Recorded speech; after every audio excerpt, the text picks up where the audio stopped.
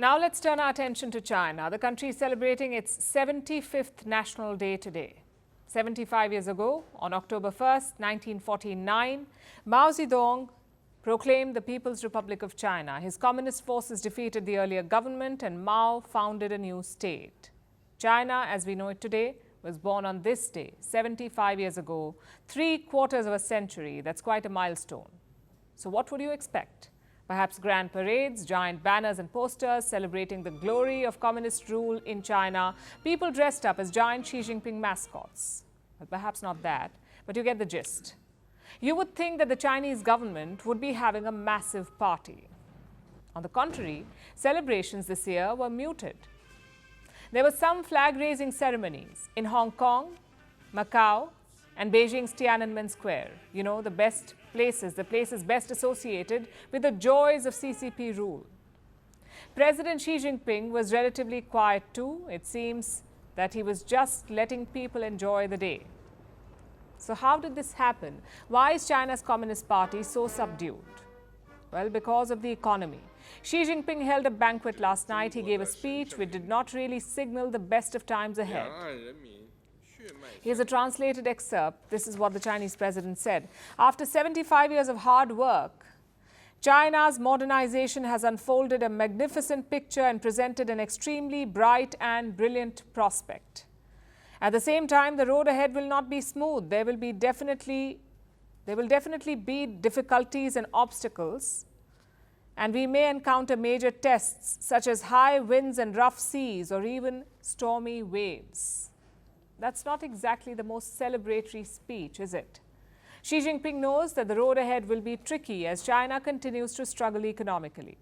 A few years ago, China was flying high, double-digit growth, record poverty reduction, a thriving manufacturing industry, and a booming real estate sector. That is what Xi Jinping inherited in 2013, when he became China's president. But then he worked some of his magic. A crackdown on dissent, a crackdown on businesses, tightening the iron fist around Hong Kong's neck, violent rhetoric about invading Taiwan, picking fights with every single neighboring country, and so on and so forth. Then came the Wuhan virus pandemic and Xi's brutal zero-COVID lockdowns. Is it any wonder then that economic growth is down? Consumer sentiment is at record lows. The property sector needs a massive bailout and China could miss its 5% growth target this year.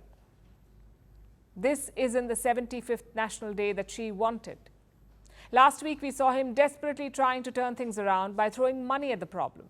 China announced a stimulus package, which may or may not help jumpstart the economy. It's still too soon to tell. The stimulus has caused the stock market to surge. Yesterday, the Chinese markets made their largest single-day gains in 16 years, but the markets won't fix China's underlying problems, and Xi Jinping knows that.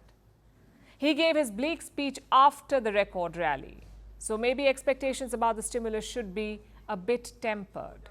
And besides, it's not like Xi Jinping is changing his approach to geopolitics. Take a look at another part of his speech from last night. Taiwan is China's sacred territory. People on both sides of the straits are related by blood, and blood is thicker than water. Achieving the complete reunification of our homeland is the common aspiration of the Chinese people, whether they are in China and abroad. It is an irreversible trend, a matter of justice, and it is in accordance with the will of the people. No one can stop the march of history. Xi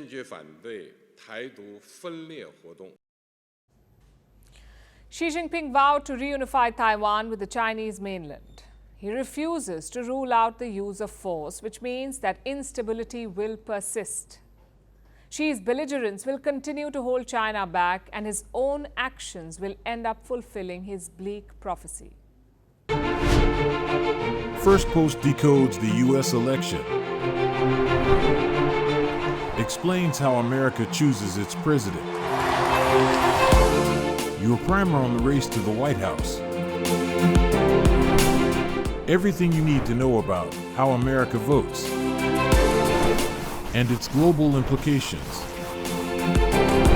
U.S. Election Explained, every Monday and Thursday only on Firstpost.